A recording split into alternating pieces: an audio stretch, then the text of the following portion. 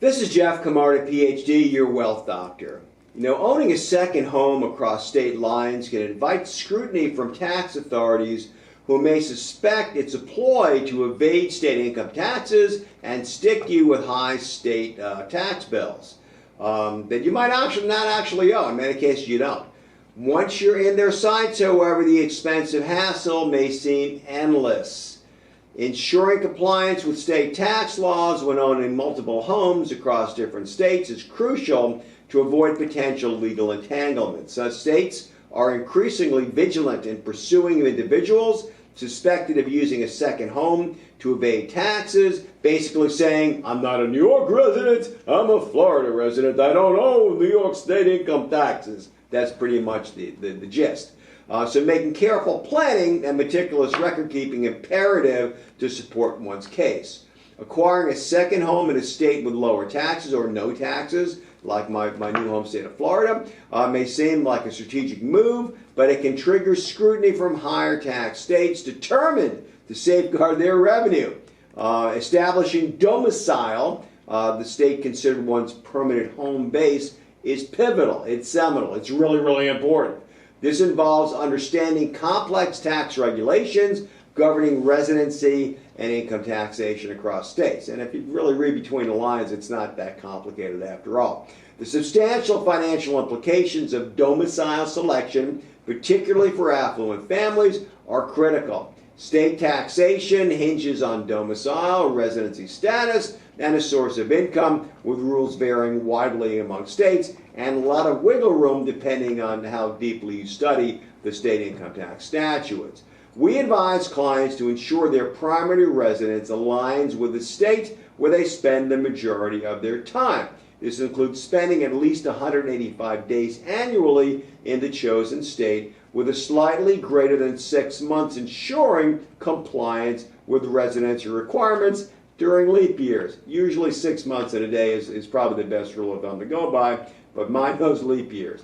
Key indicators of domicile include voter registration, driver's license, vehicle registration, primary health care providers, and mailing addresses for federal tax documents. Building a robust body of evidence to support a domicile claim can be critical.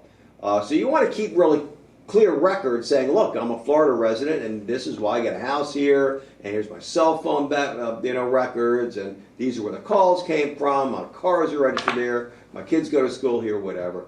Maintaining the meticulous records is really, really important as states increasingly employ advanced technologies to scrutinize taxpayer activities.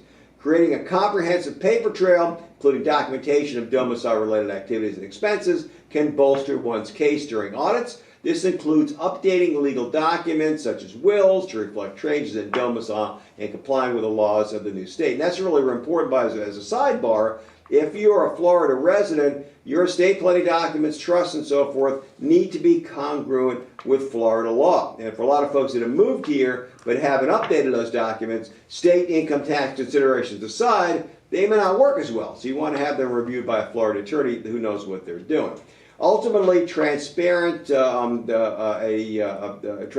through record keeping, coupled with strategic planning, can help individuals navigate the complexities of owning multiple homes across state lines while minimizing the risk of tax-related disputes.